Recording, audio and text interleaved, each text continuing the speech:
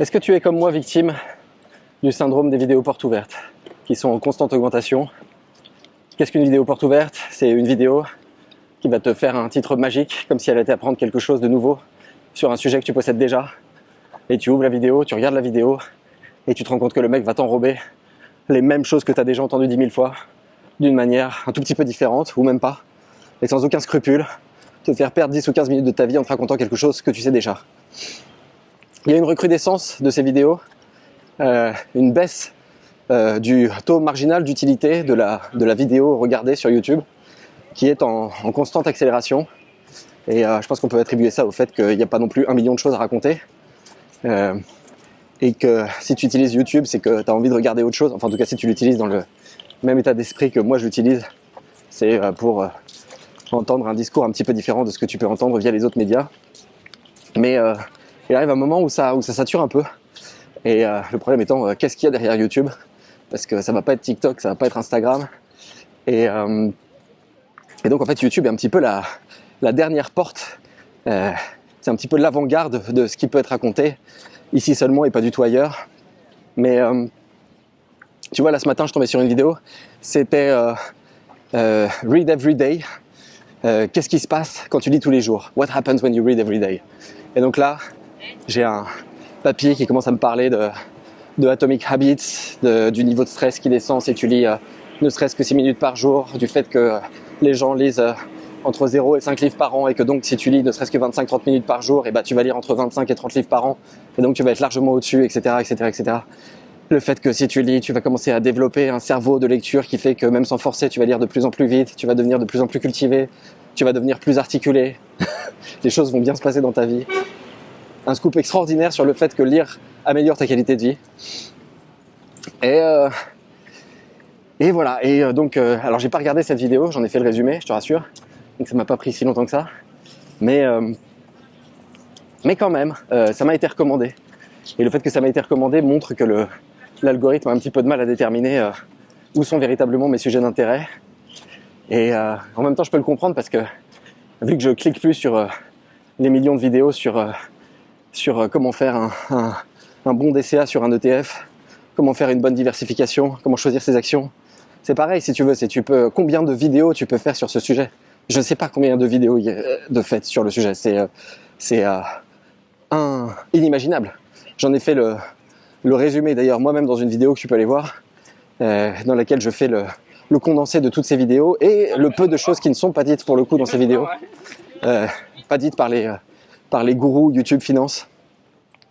Donc tu peux voir ça si ça t'intéresse, mais l'idée c'est que c'est des idées très simples qui sont répétées à l'infini, et au bout d'un moment, quand tu te retrouves avec les mêmes vidéos, et bah tu te rends compte qu'on te prend pour un débile. Tu vois les mêmes vidéos sur les notifications. Il faut interdire les notifications sur le téléphone. Combien de vidéos, combien de films, combien de documentaires YouTube pour t'expliquer que les réseaux sociaux c'est le mal. Combien de vidéos pour t'expliquer que faire ta vie en fonction de tes choix de carrière, c'est perdre ton temps. Combien de vidéos pour t'expliquer qu'il faut s'expatrier, sortir de France, aller en Thaïlande ou ailleurs. Moi je pense qu'il faut aller ailleurs pour l'instant, mais bon, c'est pas le sujet. Combien de vidéos sur les dangers du couple, sur les dangers d'avoir un crédit, les dangers du mariage, les dangers des enfants, les dangers de tous les dangers. Combien de vidéos pour t'expliquer qu'il faut démarrer un business à côté pour pouvoir sortir progressivement de son travail, pour pouvoir avoir ce petit violon d'ingre qui fait que ta vie va pas être juste métro, boulot, dodo. Combien de vidéos pour t'expliquer qu'il faut 10 000 heures pour arriver à un résultat satisfaisant dans n'importe quelle discipline. Là, je suis en train de lire PEAK, P-E-A-K, qui est un très bon bouquin sur les secrets de l'amélioration. Mais même là, au bout d'un moment, il commence aussi à te raconter que ceux qui passent le plus de temps à apprendre le violon dans leur adolescence ont de bonnes chances d'être meilleurs que ceux qui ont passé moins de temps à faire du violon. Donc, combien de vidéos il faut regarder? Combien de livres il faut lire sur ce genre de sujet avant d'avoir compris qu'il faut bosser pour arriver à quelque chose? Je ne sais pas.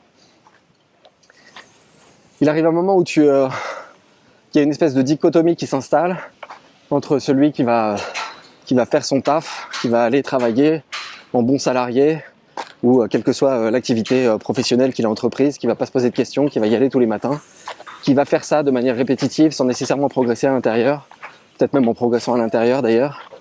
Et donc il y a ça, il y a ces gens-là, et puis de l'autre côté, t'as ceux qui ont compris que tout ça c'était un peu une blague, et que ça avait surtout pour fonction de te couper des véritables questions dans la vie. Et donc ils se confrontent à ces véritables questions, parce qu'ils peuvent le faire, hein. C'est un luxe, c'est un privilège de riche, il faut bien le dire. De riche, ou pas forcément très riche, mais en tout cas de quelqu'un qui a suffisamment pour vivre sans s'auto-réduire en esclavage.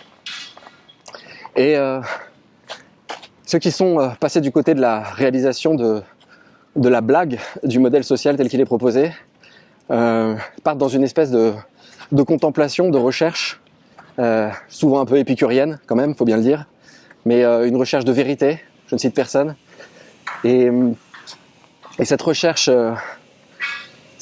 du FIRE, Financial Independence Retire Early, c'est un peu le Far West du post-travail.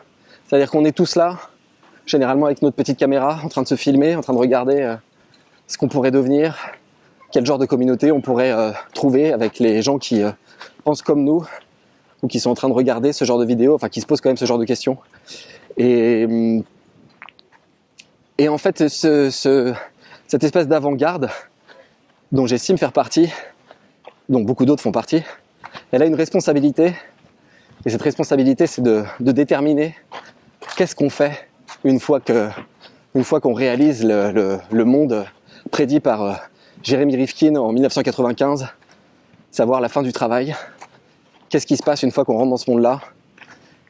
Ça va pas être un monde qui va être destiné à tout le monde, parce que c'est pas le projet, mais en tout cas, il y en a certains qui sont déjà là, parce qu'ils ont eu accès aux informations qui leur ont permis de décrocher des règles telles qu'elles ont été établies.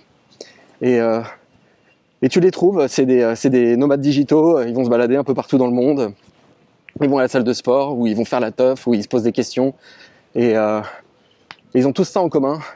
Alors ils montent leur petit business en ligne, il y en a qui essayent de te vendre un truc sur YouTube quand même, parce qu'il faut bien manger, mais en gros ils font ce qu'ils veulent. Et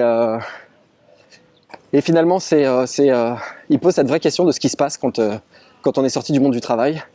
Et c'est une question qui mérite d'être posée comme telle, plutôt que de simplement se demander quand est-ce que ça va arriver, est-ce qu'on va y arriver une fois qu'on sera à la singularité, une fois que l'intelligence artificielle aura pris tous les jobs. C'est pas le futur, c'est déjà le présent de pas mal de monde. Et il faudrait trouver un nom pour cette recherche, la recherche du temps retrouvé. Je crois que quelqu'un s'est déjà intéressé au sujet, mais je pense qu'il y a une autre manière de l'écrire à partir de maintenant. Je te souhaite une bonne journée, je te dis à la prochaine. Ciao.